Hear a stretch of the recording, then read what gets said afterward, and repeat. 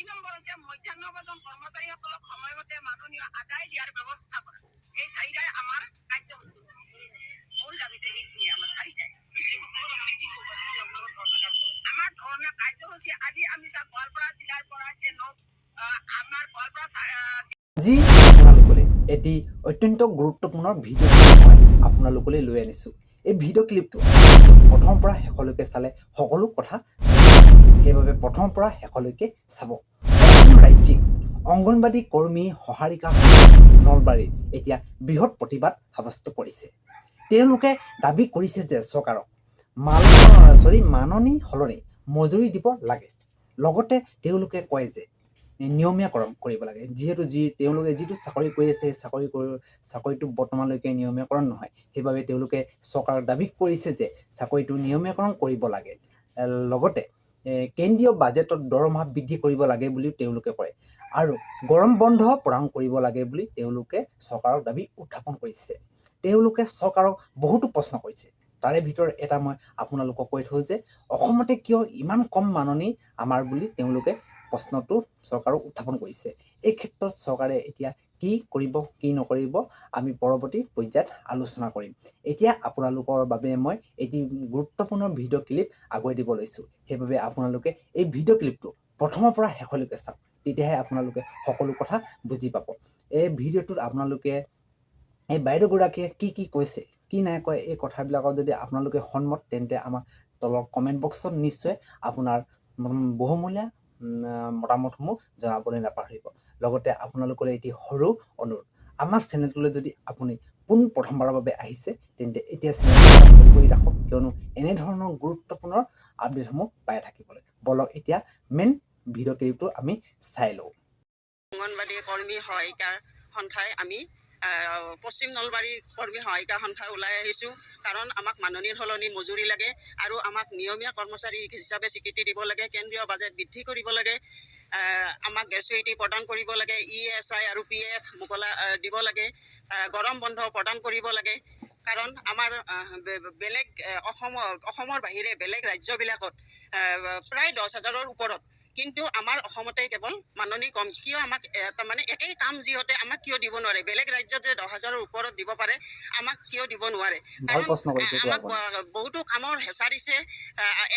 কাৰ্যালয়ৰ ফালৰ পৰা আমাক FRS THR ওজনত 100% কৰিব লাগে বুলি আমাক বহুত হেঁচা দিছে, নহ'লে আমাৰ মাননিখিনি বন্ধ কৰে। সেইকাৰণে আমি তাৰমানে আজি ওলাই আহিছোঁ। কাৰণ আমি নিজৰ কামখিনিৰ কাৰণে বাৰু আমি ফিল্ডত যাই কাম কৰোঁ, কিন্তু যিখিনি আমাৰ হিতাধিকাৰী সেই হিতাধিকাৰীখিনি আমাৰ নেট নোপোৱা মোবাইলটোৰ আগত থিয় হৈ থাকিব খুব টান পায়। তেওঁলোকৰ আমি কথা শুনিব লাগে। কাৰণ তেওঁলোকে কৈছে যে আমিনো কি পাওঁ, তেওঁলোকে অকল পেকেট খাদ্য পায়। সেই পেকেট খাদ্য তেওঁলোকৰ গৰু ছাগলীৰ আহাৰ। সেইকাৰণে তেওঁলোকে আমি পেকেট খাদ্যটো প্ৰথমতে বন্ধ কৰিব লাগে। তাৰোপৰি আমাক যিবিলাক এই প্লাষ্টিকৰ বস্তু বাহিনীবিলাক দিয়ে, সেইবিলাকত আমাৰ কোনো কেৰিং চাৰ্জ নাই। সেইবিলাক দিয়া বন্ধ কৰিব লাগে, কাৰণ সেইবিলাকৰ অকল ঠিকাদাৰী মুনাফা হৈছে। তাৰোপৰি অংগনবাদী ঘৰবিলাকৰ আমাৰ তাৰমানে অৱস্থা নোহোৱা হৈছে। কিছুমানৰ টিং নাই, কিছুমানৰ একেবাৰে ফ্ল'ৰ বেয়া। তাতে আমি তাৰমানে ক্লাছ কৰা সম্ভৱ নহয়। কিন্তু বিধানসভাৰ বাজেটত উল্লেখ কৰে যে মডেল কেন্দ্ৰবিলাকৰ কথা। মডেল কেন্দ্ৰ ক'ৰবাত 2-এটা দিছে, যেন এপাচি শাকত এটা জালুক, ঠিক তেনেকৈ মডেল কেন্দ্ৰ দিছে। মডেল কেন্দ্ৰত দিয়াত বাহিৰে আমাক এই সকলো অংগনবাদী কেন্দ্ৰবিলাক ঠিক কৰি দিয়ক আৰু ল'ৰা ছোৱালীখিনি কেন্দ্ৰত যাব পৰা কৰি দিয়ক। মডেল কেন্দ্ৰৰ পৰা কেৱল ঠিকাদাৰৰহে লাভ হৈছে। সেইকাৰণে এই মডেল কেন্দ্ৰবোৰ বন্ধ কৰিব লাগে আৰু আমাক গৰম বন্ধ লাগে। কাৰণ আমাৰ ল'ৰা ছোৱালীখিনিৰ কি গৰম নাই নেকি? তেওঁলোকে আমাক এখন ফেন দিব, ফেন যোগান ধৰক প্ৰতি কেন্দ্ৰত, মডেল কেন্দ্ৰৰ বাহিৰে। সেইকাৰণে আমি সকলোৱে আজি পশ্চিম নলবাৰীৰ অংগনবাদী কৰ্মী সহায়িকা সন্থা সমবেত হৈছোঁ আৰু কলা দিৱস পালন কৰিছোঁ। মধ্যাহ্ন ভোজন কৰ্মচাৰীসকলৰ মাননীয় 9,000 টকালৈ বৃদ্ধি কৰা আৰু 2 নম্বৰ মধ্যাহ্ন ভোজন কৰ্মচাৰীসকলৰ মাননীয় 10 মাহৰ পৰিৱৰ্তে 12 মাহৰ মাননীয় আদায় দিয়াৰ ব্যৱস্থা কৰা। 3 নম্বৰ মধ্যাহ্ন ভোজন কৰ্মচাৰীসকলক নিযুক্তি পত্ৰ দি চাকৰি নিয়মীয়াকৰণ কৰা। 4 নম্বৰ হৈছে মধ্যাহ্ন ভোজন কৰ্মচাৰীসকলক সময়মতে মাননীয় আদায় দিয়াৰ ব্যৱস্থা কৰা। এই চাৰিটাই আমাৰ কাৰ্যসূচী। মূল দাবীটো এইখিনিয়ে আমাৰ চাৰিটাই। আমাৰ ধৰ্ণা কাৰ্যসূচী আজি আমি গোৱালপাৰা জিলাৰ পৰা আমাৰ গোৱালপাৰা জিলাৰ পৰা 4টা শিক্ষা খণ্ডৰ পৰা আহিছোঁ। আমি ইমান কষ্ট কৰি 150 কিলোমিটাৰ দূৰৰ পৰা আহিছোঁ। আমি আজি এই চচলত গুৱাহাটীত আমি ইমান দুখৰ কথা, কিন্তু আজি 1000 টকাত চলিব পাৰে নেকি?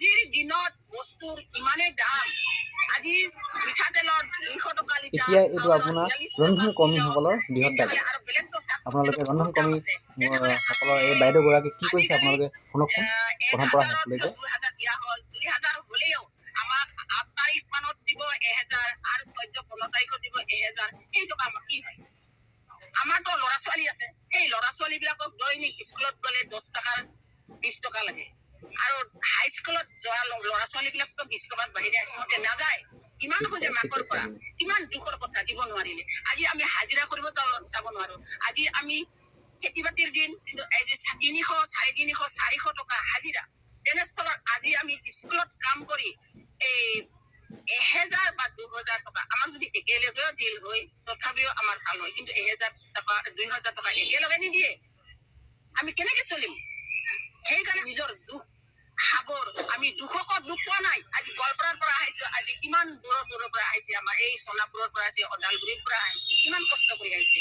ট্ৰেইন ভাড়া কৰি গাড়ী ভাড়া কৰি আজি আমি গাড়ী ভাড়া কৰি আহিছো এখন গাড়ীত আমাক 8000 টকা লাগে সেই 8000 টকা আমি ক'ত পাওঁ আমি প্ৰত্যেক ৰান্ধনিৰ পৰা আমি কালেক্ট কৰিছো সেই কালেক্ট পইচা আমাৰ নুজুৰে তথাপিও আমি জুৰিবই লাগিব কৰি আমি কিমান কাম কৰি আমি পইচাখিনি আমি সিহঁতৰ পৰা গোটাই আজি এই 9টা বজাত যাওঁ 1:30 2টা বজাত আমি স্কুলত আহোঁ সেই 1:30 2টা বজাত আহি আমি ঘৰৰ কাম কি কৰিম আমাৰতো ভাগৰ লাগে না আজি আমি বাচন ধোৱাতে আমাৰ ঘৰ চাফা কৰাতে কিমান সময় লাগে তেনেস্থলত আজি কিছুমান স্কুলত কম ছাত্ৰ ছাত্ৰী আছে সিহঁতৰ অলপ কাম কম কিন্তু কিছুমান স্কুলত 350 400 500 পৰ্যন্ত আছে সেইবিলাকৰ ৰান্ধনি 3জন 4জন কিমান বহুত তেনেস্থলত আমাৰ এই গেছ নহয় স্কুলবিলাকত কিমান কষ্ট হয় আৰু আমি স্কুলত আমি পায়খানাৰ পৰা ঘৰৰ পৰা চবখিনি আমি চাফা কৰিব লাগে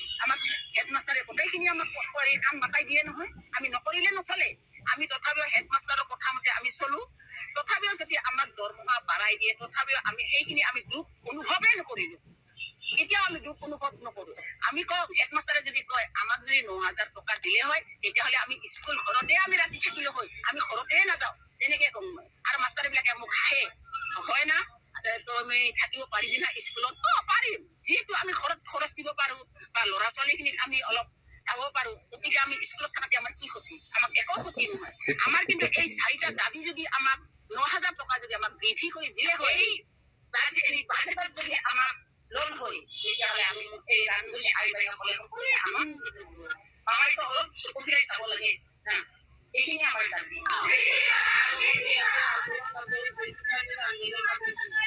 আমি এদিকে হ'ব কিন্তু আমি প্ৰত্যেকবাৰে বাজেট বিভিন্ন সমস্যাৰ আন্দোলন কৰি আছো আৰু আজি এই বছৰে নহয় আজি বিগত আমি 2005 চনৰ পৰা আন্দোলন কৰি আছো কিন্তু এই চৰকাৰে প্ৰতাৰণা কৰি আছিলে মাত্ৰ 500 টকা বৃদ্ধি কৰিব 2 বছৰৰ 500 টকা বৃদ্ধি কৰিব এতিয়া মাত্ৰ 2000 টকা পায় 2000 টকা মানে 1000 টকা কেন্দ্ৰ চৰকাৰে পায় আৰু 1000 টকা ৰাজ্য চৰকাৰে পায় 2000 টকা একেলগে নিদিয়ে এই 2000 টকা একেলগে নিদিয়ে যেতিয়া এতিয়া 1000 টকা এক মাহৰ পিছত 1000 টকা দিলে 2000 টকা চলিব নালাগে আজি যিহেতু মূল্যবৃদ্ধিৰ সমস্যা এই মূল্যবৃদ্ধিৰ সমস্যা 2000 টকা চলিব পাৰিব আৰু ইহঁতে চৰকাৰে কৈছে কি মাত্ৰ 10 মাহৰ পৰিমাণে 12 মাহ নিদিয়ে মাত্ৰ 10 মাহৰ নিদিয়ে ডিচেম্বৰ আৰু জুলাই মাহটো ৰান্ধনিৰ কাম নচলে সেইটো কাৰণে 10 মাহৰ দিয়ে 2 মাহটো নিদিয়ে আৰু নিযুক্তি হোৱা নাই নিযুক্তিৰ ক্ষেত্ৰত ৰান্ধনিয়ে 2005 টকা কাম কৰি আছে দৰকাৰৰ ইহঁতক উলিয়াই দিয়ে আৰু দৰকাৰৰ কিছুমান ৰান্ধনি নতুনবিলাকে যাৰ নতুন ক্ষেত্ৰত কিছুমান শিশুকে টকা উচ্ছেদ কৰিবলৈ সাহস পায় এইটো ক্ষেত্ৰত নিযুক্তি দিব লাগে ৰান্ধনিক এই নিযুক্তি এটা হ'ব লাগে ৰান্ধনি 10 মাহৰ পৰিৱৰ্তে 12 মাহ হ'ব লাগে আৰু ৰন্ধন কৰ্মচাৰী 9000 টকালৈ মানুহ বৃদ্ধি হ'ব লাগে এইকেইটা মেইন দাবী আমাৰ এইকেইটাই আৰু পৰৱৰ্তী সময়ত যদি চৰকাৰে কোনো মানি নলয় তেতিয়াহ'লে আমি জঙ্গী আন্দোলন চলিব এতিয়া 21 দিনীয়া বাজেট 27 তাৰিখলৈ চাগে চলিব 27 তাৰিখলৈ চাম আমি কিমান দিন চৰকাৰে আগবঢ়াই কামটো যদি অনাগত যদি নহয় তেতিয়াহ'লে ইয়াত জঙ্গী আন্দোলন পুনৰ আমি কৰিম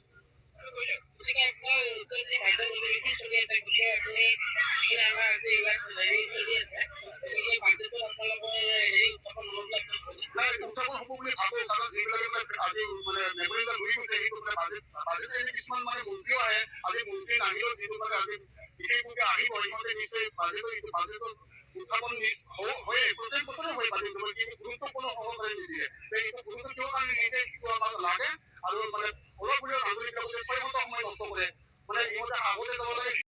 আপোনালোকে নিশ্চয় ভিডিঅ'টো চাই সকলো কথা বুজি পালে। বাইদেউগৰাকীয়ে কি ক'লে কি নক'লে, আপোনালোকৰ এই মাননি বৃদ্ধি পৰৱৰ্তী পৰ্যায়ত চৰকাৰে সঁচাকৈয়ে মাননি বৃদ্ধি কৰিবনে নকৰে, সেইটো এটা প্ৰশ্ন আপোনালোকৰ বাবে। সেইবাবে আপোনালোকে আমাৰ এই চেনেলটো ছাবস্ক্ৰাইব কৰি ৰাখক, কিয়নো মই আপোনালোকলৈ এনেধৰণৰ গুৰুত্বপূৰ্ণ আপডেটসমূহ নিতৌ লৈ আহোঁ। আজিলৈ ইমানেই। লগতে আপোনালোকক কৈ থওঁ যে এই ভিডিঅ'টো আপোনালোকে যদি তথ্যপূৰ্ণ বুলি ভাবিলে তেন্তে এই চেনেলটোৰ এটা লাইক কৰি, আমাৰ চেনেলটো যদি আপোনালোকে প্ৰথমবাৰৰ বাবে ভিজিট কৰিছে তেন্তে চেনেলটো ছাবস্ক্ৰাইব কৰি ৰাখক। আজিলৈ ইমানে। অন্য এটি ভিডিঅ'ত লগ পোৱাৰ প্ৰতিশ্ৰুতিৰে মই আজি সকলোৰ পৰা বিদায় ল'লোঁ। ধন্যবাদ।